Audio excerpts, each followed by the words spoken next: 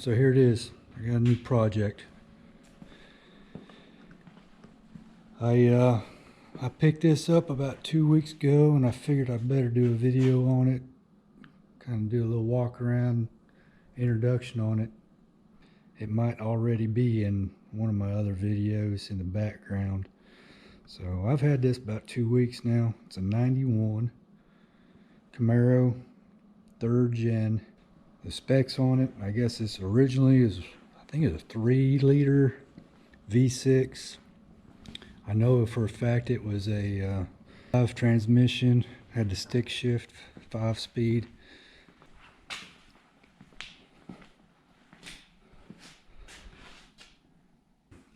Just a roller, which is actually what I was looking for. All I wanted was a rolling chassis. So no motor, no transmission. Originally,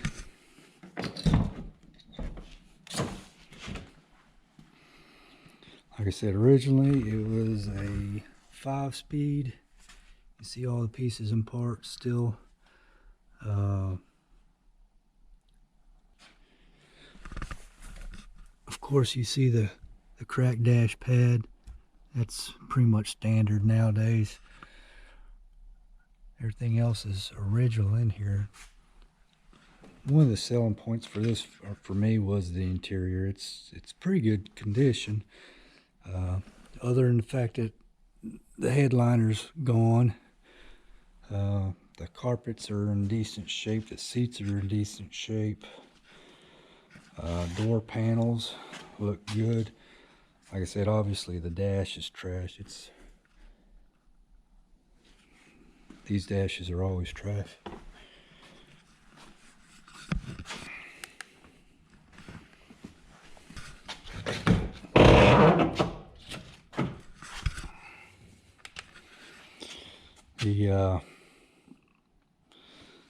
I say that this carpet right here looks a little wet. It was wet when I picked it up, when I bought this vehicle. It's been in the garage for the last 2 weeks and everything's dry on it now. But I didn't see any rust on the floor. I couldn't see any other evidence of anything leaking above it. I don't know where the moisture came from. The seals looked good. So I don't know. I'll have to do some more. I'll have to do some digging around, see where that moisture came from. This is a solid top, no T-top, so I ain't gonna worry about T-tops leaking. I'll talk about the interior and the seats. I mean, that's definitely not desirable, but compared to other seats out there, this is not bad. I believe that's my cross member. Obviously the bodywork, the body's in good condition. Obviously the paint is not. Door hinges, definitely gonna need door hinges. These are such long doors that I'm gonna need door hinges. Still got the stock original wheels, 15-inch rims.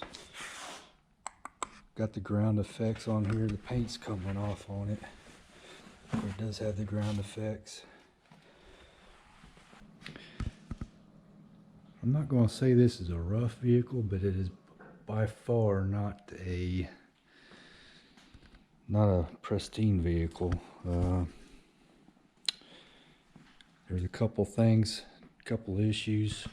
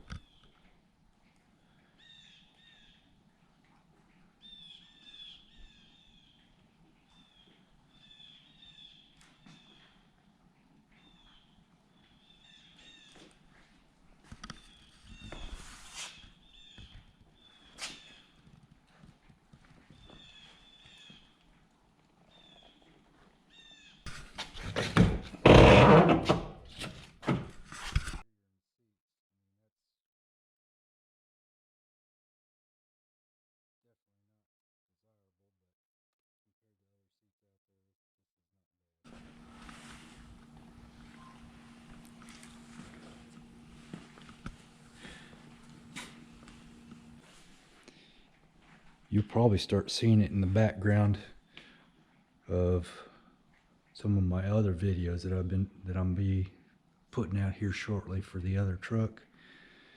You'll see it in the background, so I figure I'd go ahead and give you a rundown on it now.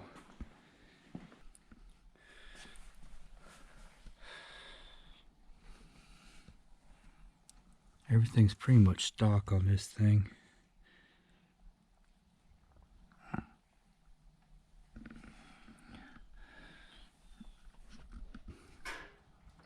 No motor, no transmission, which is actually what I was looking for when I went to go look for one of these for a purchase. I wanted a rolling shelf,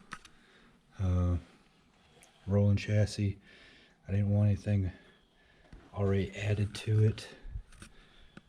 I've already got a project set up for it.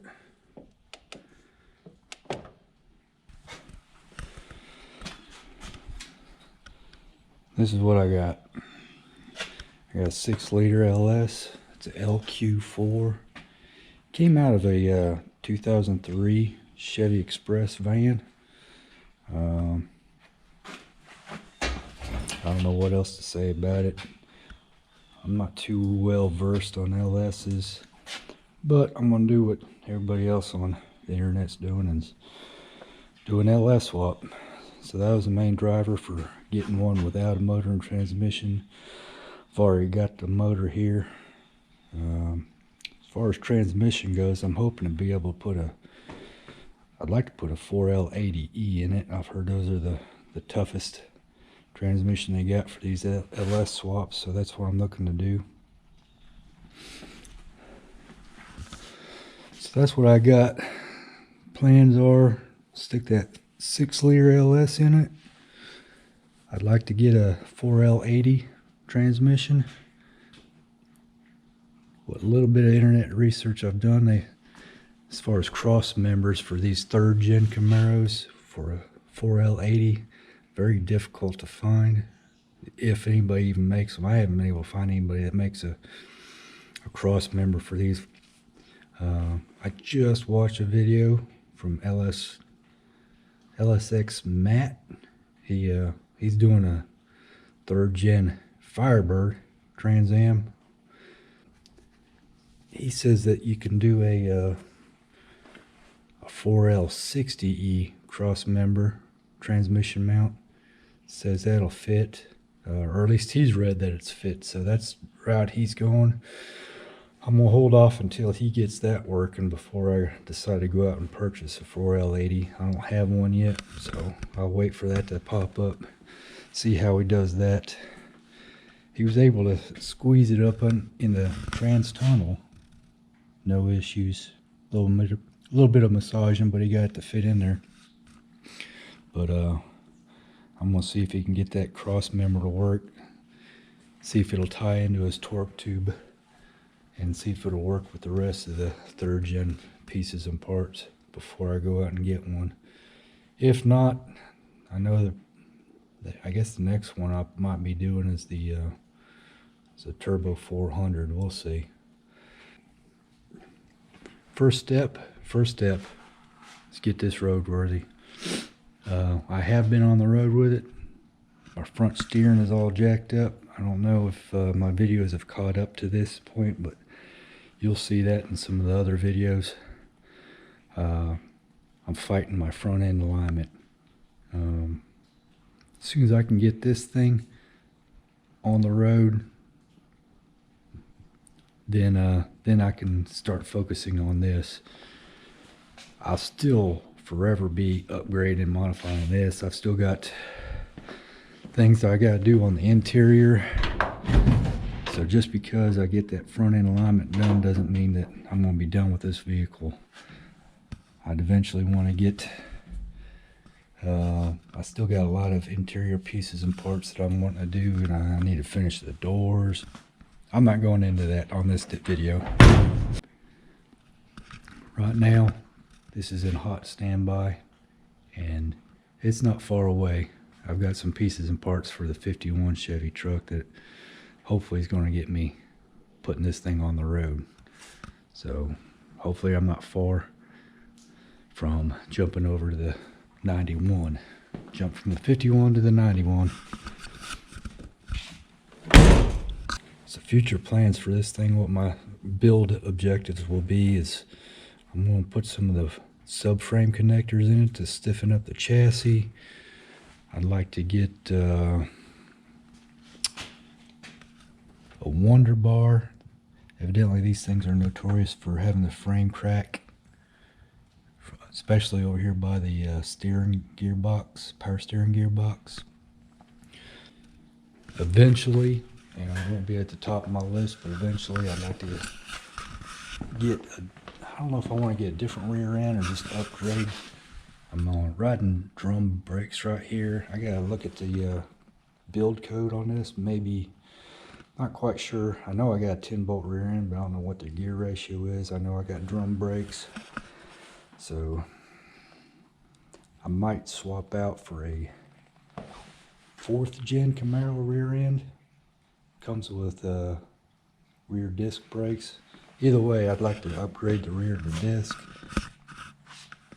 Ultimately, I'd like to have a 373 rear end, but I don't know what the odds of that are. I have to do more research, try to find that out. They say a lot of these pieces and parts are easily upgradable from the 4th gen Camaros, so I might put that to the test. We'll see. We'll see as we go. I know the first one, like I said, one of the first things, probably see if I can fit that 6.0 in here with the 4L80. If not, get the 6.0 in here with some other transmission of my choice, whatever. We'll figure out what the cross members will allow. After we do that, I get full weight on the front end of this thing. Then I can go ahead and get the subframe connectors, get all that welded in tight.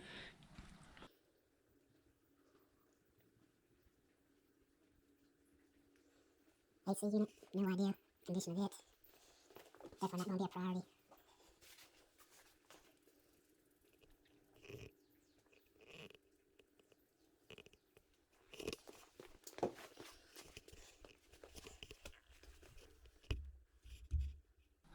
$96,000 miles. I'm going to say that's probably original.